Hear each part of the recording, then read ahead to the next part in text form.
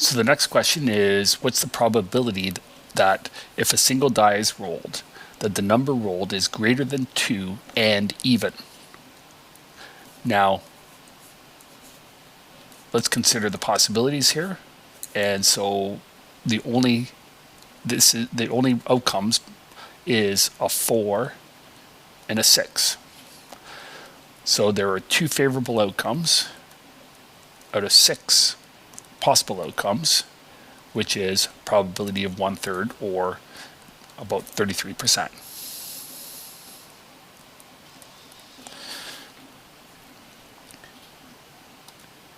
Now the next question, pair of dice are rolled. What is the probability that the sum of the numbers rolled is either an even number or a multiple of 5? And so when we're dealing with the OR question, automatically ask yourself, is this mutually or non-mutually exclusive, to help you answer the question. Now, can you roll an even number and a multiple of 5? And the answer is yes, because you can roll a 10, and that is both even and a multiple of 5. So if you can do both, then this is an example of a non-mutually exclusive event. So the way we calculate this is to calculate the probability that we get an even number or a multiple of 5 is equal to the probability of getting an even number. Well, if you go through, and this is a common error, so we got 2, that's even, and then 1, 2, 3, 4. There's 3 4s, so that's 4, 5, 6, 7, 8, 9, 10, 11, 12, 13, 14, 15, 16, 17, 18. So 18 out of our 36 events are even. So that means that probability of an even is 18 over 36. Probability of rolling a multiple of 5, well, that's going to be 5. And there's 4 outcomes for 5 and 10. So there's a total of 7 outcomes where we can roll a multiple of 5 out of the 36 possible outcomes. And now we have to subtract off, and this should be not or, this should be and, probability of even and a multiple of 5. Well, this is going to be 3 outcomes out of a possible 36. So 3 favorable outcomes out of possible 36. So this is going to end up then being 22 over 36. So if we do our calculation,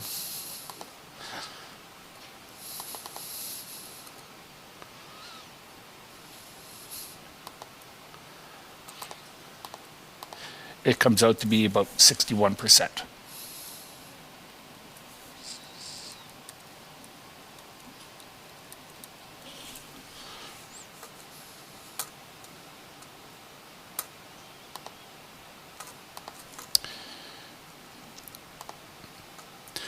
Now, a pair of dice is rolled. What is the probability that the sum of the numbers it rolled is either a 7 or 11? And in this case, we have to, because it's or, we have to ask ourselves whether it is mutually exclusive or non-mutually exclusive. Well, we can roll a 7 or an 11, but we can't roll both. So this is mutually exclusive.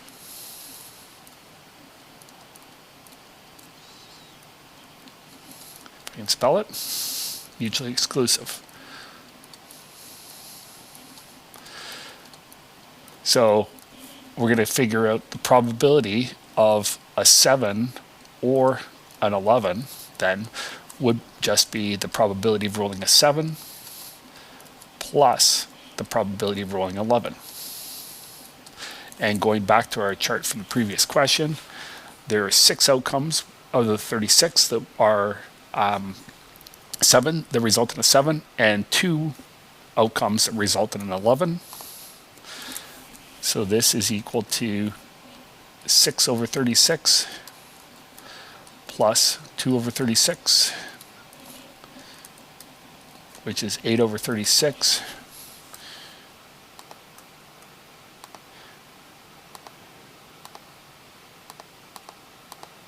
which is,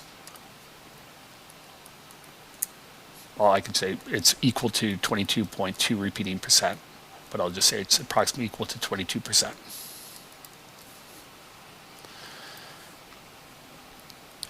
Now, Mr. Lamb has 3 children, two girls and 1 boy.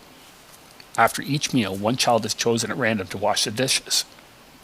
Determine the probability that 1 boy and 1 girl will wash dishes after lunch and dinner on Saturday. So let's draw a tree diagram here to illustrate this. So at lunch, it could be the boy or the girl or the girl. At supper, it could be the boy, the girl, or the girl, because it's selected at random. And there's nothing that says that 1 child could end up washing dishes both lunch and supper. So this will be, the boy,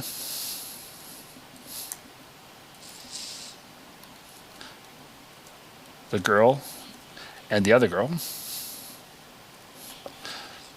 And lastly, we can have the boy, the girl, and the girl. The second girl. So as an example, the first one is where the boy washes both, then boy, and then the second girl. So let's go through, and I'm going to asterisk all of the cases where a boy and a girl washed up after dinner. So there is 1,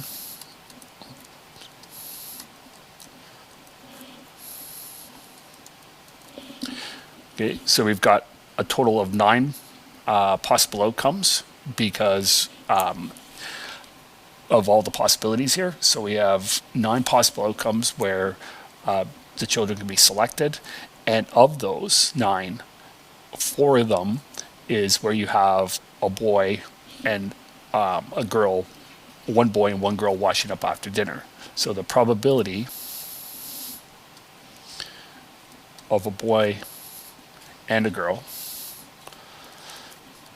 is going to be equal to the number of favorable outcomes is 4 over 9 possible outcomes, which is approximately equal to 44%. It's actually 44.4 repeating percent, but I'll just say approximately equal to 44%.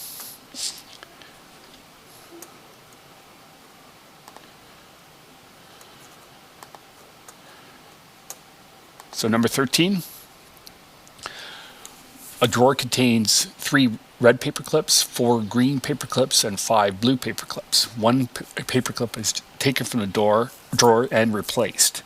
Another paper clip is taken from the drawer. What is the probability that the first paper clip is red and the second paper clip is blue? Well, in this case, there is replacement, so it's just going to be the probability. These are independent events.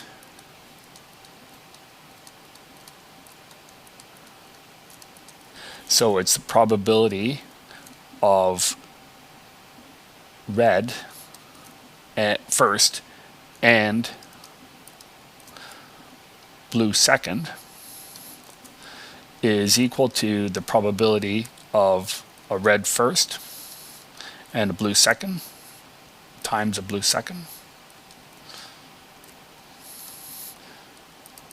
which is equal to the probability of getting a red is 3 out of 12, or a quarter, times the probability of getting a blue is 5 out of 12 because we replaced the paper clip. So there's still 12 possible outcomes because the first red paper clip was replaced. And so if I say this is 1/4 times 5 over 12 is 5 over 48.